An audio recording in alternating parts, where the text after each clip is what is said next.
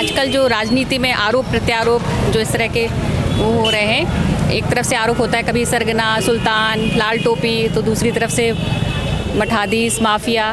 तो राजनीति में विकास की जो चर्चा होनी चाहिए, सड़क, रोजगार, शिक्षा, इस पर ना हो कि मुद्दे कहीं और जा रहे हैं। ये क्या देख रहे हैं, इसको किस तरह देख? देखिए ऐसा है, जब से भारतीय जनता पार्टी की सरकार बनी,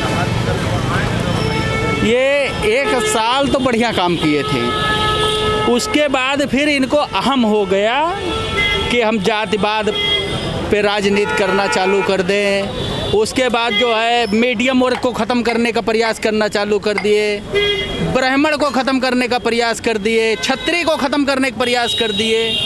तो ये जो राजनीति कर रहे हैं जातिवादी की, ये बहुत बड़ी गंदी राजनीति है। आज तक मैंने जो है कम से कम 40 साल की उसमें राजनीति में हमने ये नहीं देखा कि इस टाइप की कोई भी पार्टियाँ राजनीति की हो। लोगों को ये नहीं पता चलता था किसकी सरकार है। किसी भी काम के लिए जाता था, एसडीएम के यहाँ जाता था, उसका काम हो जाता था, थाने पे जाता था, उसका काम हो जाता था। आज ये चल रही है मानसिकता कि अगर आप जा रहे हो, अगर किसी दूसरे पार्टी से हो, सदस्य भी हो, जबकि कुछ आपको मिलना नहीं है, आप कार्यकर्ता ही हो दूसरे पार्टी के, तो इनके नेता पहले फ़ोन कर देंगे कोतवाल को कि ऐसा है दूसरे पार्टी का, इसका काम मत करना। एसडीएम को बोल देंगे कि इनका काम मत करना। जो ये घृणित राजनीति भारतीय जनता पार्टी कर रही है, आने वाले समय में जो है इसका बहुत तगड़ा विस्फोट होने वाला है।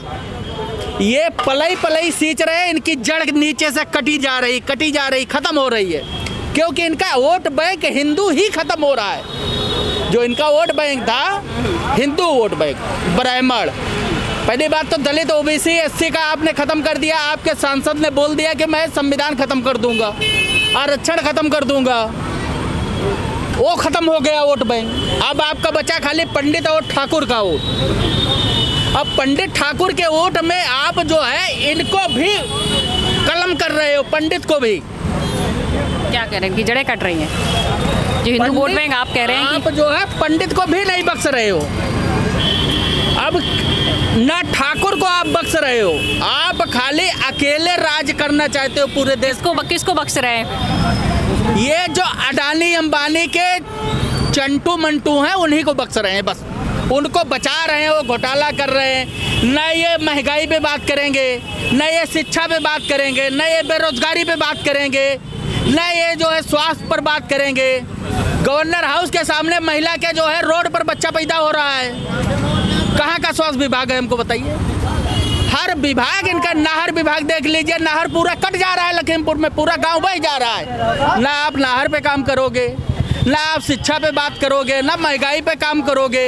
अब इनके यहाँ एक नियम है कि अगर ये 20 मीटर का रोड है तो उसको जो है बनवा करके आधा रोड छोड़ देते हैं। अरे ये दूसरे पार्टी के 2 कार्यकर्ता है, ये रोड बनवा छोड़ दो, क्या उसका पैसा हजम कर लेते हो क्या? टेंडर तो होता है, पूरा होता है, तो पूरा रोड क्यों नहीं बन रहा है?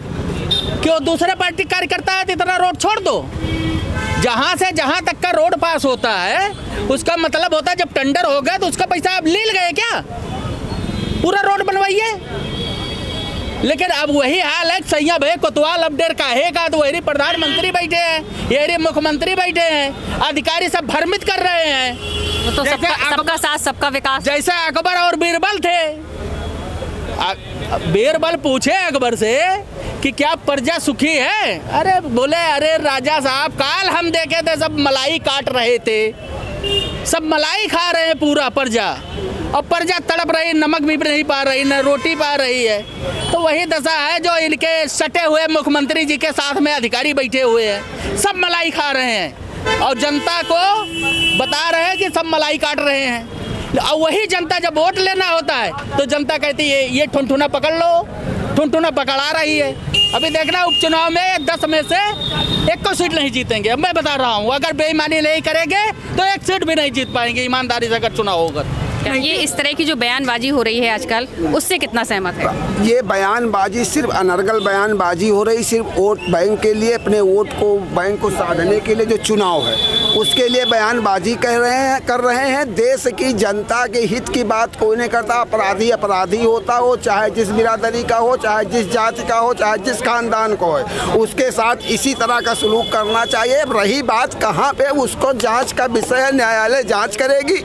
न्यायालय है, तुमको न्यायालय पे भी नहीं, तुम करो तो सब सही है। तुम्हारे उसमें ये पहली बार इनकाउंटर नहीं हुआ है कि सरकार में पहली बार हुआ, हजारों इनकाउंटर उसके पहले की सरकारों में हो चुके हैं और उसमें भी क्लीन। तो आप न्यायालय जाइए, न्यायालय उसका निर्णय करेगा, जो होगा सो बाबा। अखिलेश यादव ने आरोप लगाया है कि जो खुद जातिवादी हैं वो जातिवादी होने का आरोप लगा रहे हैं, खुद वो सबसे बड़े जातिवादी हैं और जब से चुनाव हारे हैं तब से गुस्से में घूम रहे हैं। इस तरह के अलग अलग जो बयानबाजी डेली चल रही है। देखिए साहब,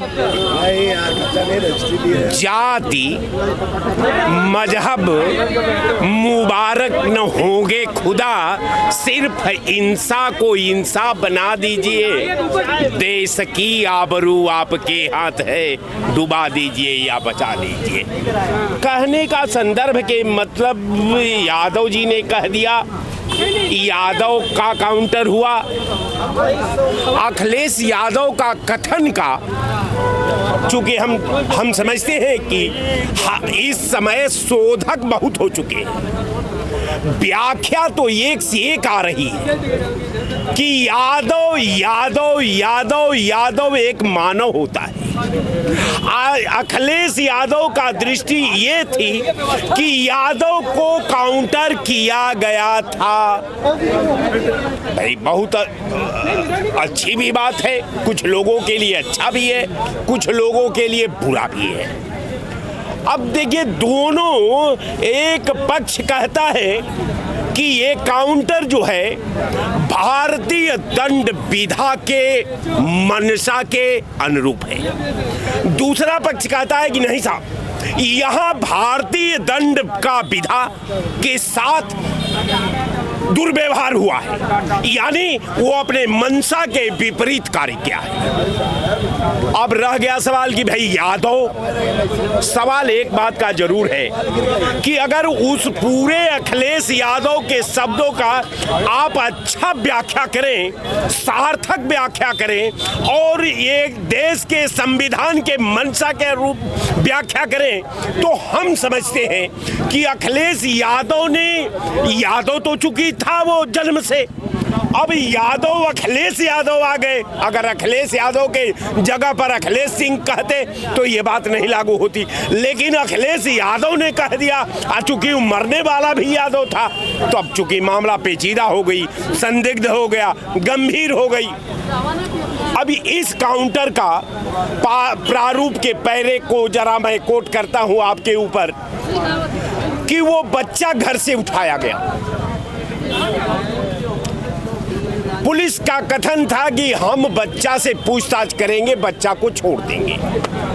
मैंने माना कि साहब ठीक है, आपने कहा कि मैं छोड़ दूंगा। अगर वो बच्चा अपराध में संलिप्त था, आपकी तस्दीक में पुष्टि हो गई कि ये बच्चा उस घटनाक्रम में इन्वॉल्व था, तो आपको काउंटर की तो कोई जरूरत ही नहीं। आप चूंकि पहले से कस्टडी ले लिए हैं, जिसका समाज के पास साक्ष्य है, प्रमाण है, और आपके पास जो आपने पॉलिसी बनाई, जो आपने पॉलिसी का मानक निर्धारित किया, मानक का मूर्त रूप दिया, अब उस मानक में पुलिस की निष्ठा का अगर मैं मूल्यांकन एक तरफ करूं और दूसरे तरफ भारतीय दंड विधा के मूल मंशा का मैं अनुकरण करूं, तो आप अपने जाल में स्वयं फंसते दिख रहे हैं। तो मैं ये कह रहा हूं कि देखिए, चाहे यादव की हत्या हो, ब्राह्मण की हत्या हो, ठाकुर की हत्या हो, हमको जाति में नहीं बंटना है। हमको सरकार से ये सवाल पूछना है कि ये काउंटर हुआ, उसका प्रारूप क्या था। पुलिस ने वो काउंटर का मानक क्या निर्धारित किया था? पुलिस ने उस व्यक्ति को गिरफ्तार कहां से किया था? पुलिस को जब वो भागने लगा या गोली चलाने लगा, उसका आपके पास प्रमाण क्या था? तो ये सबसे बड़ी चीज है कि ये समाज में ये जो विषमता है, जो जहर बोया जा रहा है, ये आजाद भारत के इतिहास में एक तो ये संविधान के मंशा पर हमला है, दूसरा भारतीय दंड विधा पर हमला है, तीसरा मानवता पर हमला है, चौथा हम एक मानव जात के अतीत पर हमला है। और मैं इस काउंटर का विरोध करता हूं आपके चैनल पर। चूंकि आपका काउंटर के संदर्भ में सवाल था तो मैं काउंटर पर ही आपको ये आजकल जो बयानबाजी चल रही है, सरगना, सुल्तान, माफिया, मठाधीश, तो ये किस तरह की राजनीति है? भाई साहब कहे ठीक कहे, काउंटर पे जब किसी गांव में प्रधान किस लिए होता, कल प्रधान का स्टेट ये जो बयानबाजी हो रही है उसको लेकर आप पूरी उसी पर वो प्रधान का, उस गांव के ग्राम प्रधान का बयान आया। कल आपके मीडिया, सोशल मीडिया पर हम भी देखे ना, वहाँ हम रहे हैं, जैसे दिखाई तो वो कह रहा कि अगर वो करीब 4-5 दिन से गांव में था नहीं, और अगर उठाया गया था उनका लड़का तो पहले मेरे पास आते तो मैं जाता थाने में इंक्वायरी करता। उनके घर का कोई व्यक्ति मुझसे कहने नहीं आया कि हमारा लड़का रात में उठा लिया गया। अब जब उसका काउंटर हो गया तब तुम हो हल्ला उठा रहे हो। किसी अपराधी के घर का लड़का, जिसके घर का लड़का अपराधी होगा तो उसके घर के लोग कोई नहीं कहेंगे कि हमारा लड़का अपराधी है। अगर कहते होते तो अपराधी वो लड़का नहीं बनता। चाहे हमारे घर का लड़का अगर हो तो हम भी अपने लड़के को साफ सुथरा ही बताते हैं। तो उस प्रधान का कल आपके सोशल मीडिया पे चल रहा वो अखिलेश यादव ने यही कानून का राज्य है क्या? यही राम राज्य है? संविधान का यही राज्य है? जब माननीय मुख्यमंत्री जी रोज संविधान का कहते हैं कि संविधान का राज्य है, कानून का राज्य चल रहा है, तो क्या यही कानून का राज्य है कि इनकाउंटर कर दीजिए? कोर्ट कचहरी किस लिए बनी है? वहाँ पर अगर अरेस्ट कर लिए हैं तो